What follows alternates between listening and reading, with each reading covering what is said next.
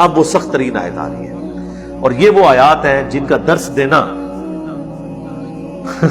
مسلمانوں کی اکثریت کے نزدیک گستاخی ہے، حرام ہے، توہین رسالت ہے، حالانکہ میں یہ کہتا ہوں یہ قرآن پاک کی وہ آیات ہیں کہ جو اس بات پر شاہد ہے کہ یہ کتاب اس پیغمبر نے نہیں لکھی، ورنہ کوئی شخص، کوئی بھی ذی شعور شخص اگر کتاب خود لکھے تو اپنے بارے میں ایسی سخت باتیں نہیں لکھتا۔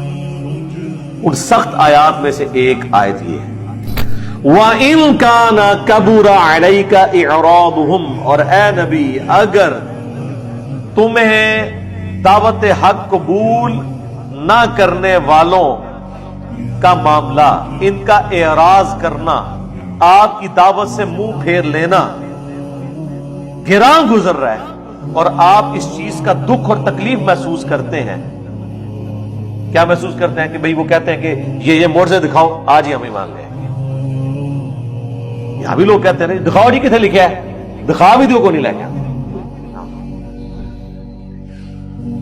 آئے میں شاید شروع کر دیتے ہیں۔ تو اے نبی اگر آپ کو کہیں یہ گراں گزر رہا ہے نا کہ یہ منہ مانگے معجزے آپ کو نہیں دیے گئے، وہ سورہ بنی اسرائیل چونکہ پہلے نازل ہو چکی تھی، قرآن کی ترتیب میں آگے ہے، وہ 9 معجزے تھے جو حضور سے ڈیمانڈ کرتے تھے کہ آپ ہمارے سامنے آسمان پہ چڑھیں، چڑھنے کو بھی نہیں مانیں گے، آپ ہمارے سامنے کتاب لے کے اتریں، فرشتہ آپ کے ساتھ ہو، آپ کے لیے باغ ہو جس کے نیچے چشمے رواں ہو، یہ سارے کام آپ کریں پھر ہم آپ کو پیغمبر مانیں گے۔ تو اے نبی اگر آپ کو ان کی باتوں سے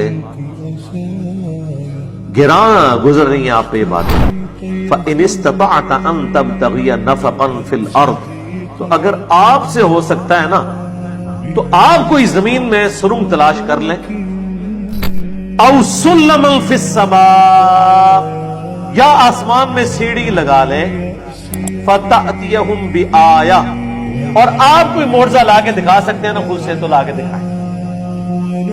جی کتنے سخت الفاظ ہیں، یعنی زمین میں کوئی سرنگ تلاش کر لو یا آسمان پہ چڑھ جاؤ، اگر سیڑھی لگا سکتے ہو لاؤ، کچھ کر کے دکھاؤ کوئی کرتب، اور ان کو کوئی معجزہ دکھا کے بتا دو۔ ظاہر ہے مطلب یہ ہے کہ آپ کہاں سے کر سکتے تھے، وہ تو صرف شیخ عبد القادر جیلانی کی شان ہے، ہاں کیونکہ وہ کہانی ہے۔ وَلَوْ شَاءَ اللَّهُ لَجَمَعَهُمْ عَلَى الْهُدَىٰ، اور اگر اللہ تعالیٰ چاہتا تو سب کو ہدایت میں جمع کر دیتا۔ اب یہ حضور کو تسلی دی جا رہی ہے، غصہ بھی نبی علیہ السلام پہ نہیں ہے، کافروں پر۔ آپ کو تسلی دی جا رہی ہے کہ اگر ہم نے زبردستی ایمان دینا ہوتا اور ان کی منہ مانگی ڈیمانڈز پوری کرنی ہوتی تو اللہ تعالیٰ تو سب کو آنے واحد میں ابو بکر عمر عثمان علی بنا دے، سب کو ہدایت پہ جمع کر دے، اور کیا ہوا ہے نا۔ عرب، ہاں عرب فرشتے ہدایت میں ہے نا، فرشتوں میں تو کافر کوئی نہیں ہے نا، سارے مسلمان ہیں نا۔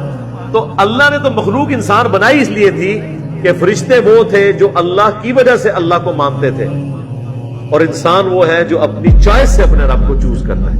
اسی لیے جنت فرشتوں کے لیے نہیں ہے، جنت انسانوں کے لیے، کیونکہ وہ اپنی مرضی سے اپنے رب کو مانتے ہیں۔ تو اے نبی آپ نے ٹینشن نہیں لینی، یعنی مراد یہ ہے کہ اصل مقصد یہ نہیں ہے کہ اس سال رائے بنڈ میں 20 لاکھ ہیں اور اگلی دفعہ 30 لاکھ جمع ہو، یہ اللہ کی خواہش نہیں ہے۔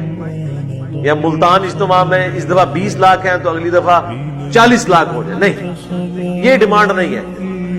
اگر اللہ نے ایسے کرنا ہوتا تو خود ہی کر دیتا، آپ کو ان تکلیف سے، جنگوں سے، فاقوں سے، کافروں کی باتوں سے، گالیوں سے نہ گزرنا پڑتا، ساروں کو اللہ تعالیٰ ایک نگاہ مار کے کر دیتا۔